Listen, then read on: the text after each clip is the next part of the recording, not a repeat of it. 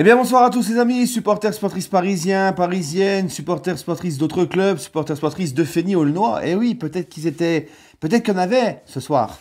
Hein, et ça existe aussi. Bienvenue à vous, les amis. Bah écoutez, le débrief à chaud de ce match entre Fény-Aulnois et le Paris Saint-Germain. 32e de finale de Coupe de France. Club de National 2 face au Paris Saint-Germain. 4 divisions d'écart. Bon, c'est comme ça, voilà.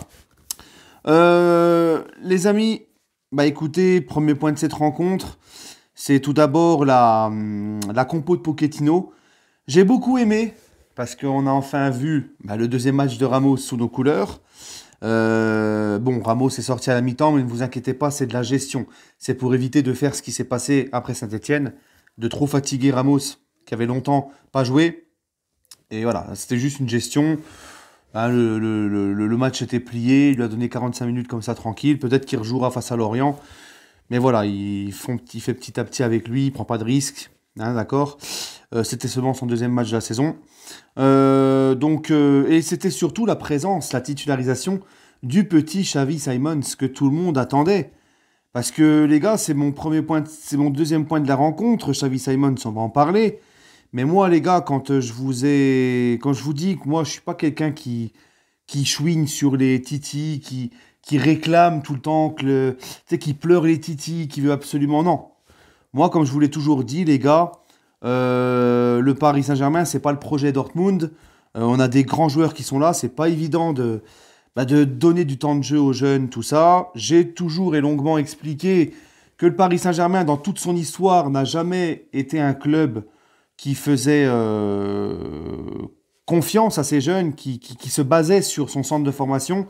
Hein, comme je vous l'ai dit, mis à part Kimpembe, Luis Fernandez ou Mamadou Sakho, hein, il n'y a jamais eu vraiment de Parisiens, de Titi parisien qui a réussi à s'imposer au Paris Saint-Germain comme comme des cadres, des joueurs importants. Hein. Donc, dans toute son histoire, le PSG a eu très très peu de Titi qui se sont imposés, qui ont explosé au PSG. Ça n'a jamais été la politique du club. Et ça, c'est bien avant les Qataris, hein, d'accord? Toute époque confondue. Maintenant, les gars, Xavi Simons, on le sait tous, depuis que le PSG l'a pris à la Masia du Barça, on sait tous que c'est un jeune crack. Mais c'est pareil, des jeunes cracks au PSG, il y en a eu et il y en a re-eu, hein, des mecs à qui on promettait des grands avenirs, puis en fin de compte, ça a floppé complètement. Donc, avec le mot crack, faut faire attention avec les jeunes. Mais Xavi Simons, on sent qu'il y a quelque chose. Quand tu regardes les matchs de U19, tout ça, quand tu le vois, ceux qui suivent beaucoup les jeunes, tout ça, le disent, Xavi Simons, il y a quelque chose.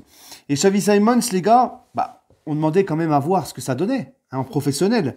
Et là, ce soir, même si c'est face à un club amateur et qu'il confirme après en professionnel, et j'espère que Pochettino va continuer, surtout avec sa prestation de ce soir, à le mettre plus souvent et à le faire jouer pour qu'on voit vraiment ce qu'il vaut face à des professionnels, face à des clubs de Ligue 1, tout ça, et qui continue à monter en puissance, sachant qu'il faut lui prolonger son contrat.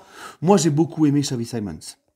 Parce que Xavi Simons, les gars, on sent, ça pue le football. Vraiment, Xavi Simons, ça pue le football, il se projette vers l'avant, il joue vite, il joue en une touche. Le gamin, franchement, t'as l'impression que tout est facile pour lui. Et puis, pour son premier match avec l'équipe professionnelle, cette année, on sent une assurance, une maturité chez le garçon. Donc, c'est pour ça que maintenant, je demande à Pochettino, Xavi Simons, ça doit être maintenant une solution. Il doit rentrer dans la rotation du Paris Saint-Germain pour moi. Le petit, là, tu fais tout pour le prolonger et tu le gardes. Et on le voit, il y a du potentiel. On voit qu'il peut vraiment exploser et monter en puissance. Voilà, d'accord? Donc j'espère le voir plus souvent chez Xavi Simons, qui a été la grande satisfaction de la soirée. Maintenant, les gars, on va pas se mentir, on va pas tirer de conclusion non plus sur ce match et fanfaronner.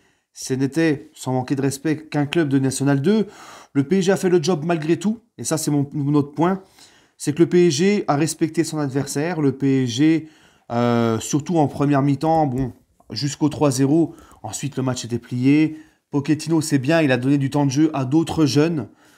Donc après, une fois que beaucoup de jeunes sont rentrés, c'était un petit peu moins bien dans le niveau de jeu, tout ça. Mais dans l'ensemble, le PSG, les gars, ils ont fait le job, ils ont vite plié le match.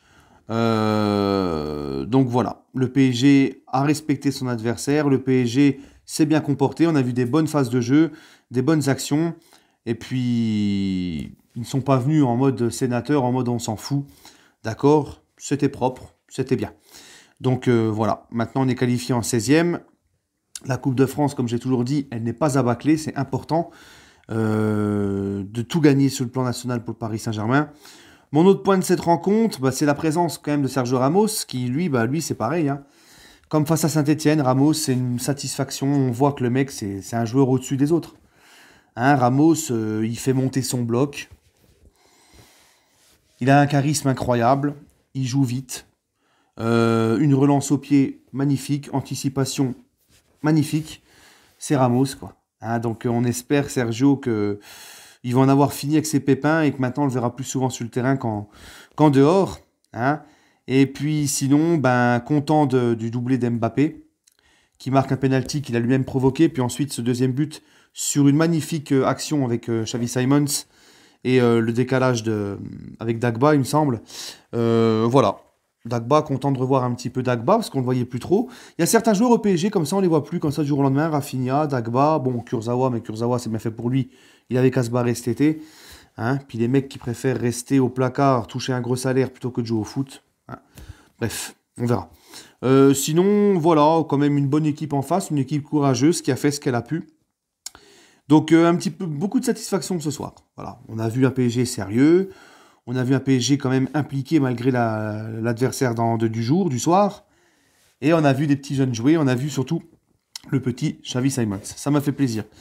Voilà les gars. Un penalty aussi de Mauro Icardi, qui a pas mal vendangé. Mais que j'ai trouvé pas dégueulasse. Mais bon, encore une fois, voilà, on va pas tirer de conclusion. C'était vraiment faible en face. Voilà. Mais ça fait plaisir, ils ont fait le job. Voilà, que dire de plus les amis? Je sais pas trop quoi dire de plus. Sur ce, je vais vous laisser. Je vais aller me pieuter. Passez une agréable soirée. Et puis, une grosse dédicace, un gros big up aussi au Cup qui était là malgré que c'était qu'un club amateur en face. Ils étaient là, le parcage était rempli, ils ont mis l'ambiance. Encore une fois, un gros coup de chapeau au Cup. Et puis mes tops et mes flops, j'ai oublié. En top, c'est simple les gars. Ramos, Xavi Simons et Mbappé pour son doublé. Voilà. Et sinon, mes flops, personnellement, du côté du PSG, ce soir, en flop... j'en ai pas, quoi. Hein? Genre, j'ai pas de flop, les amis. Voilà, allez, prenez soin de vous et allez Paris.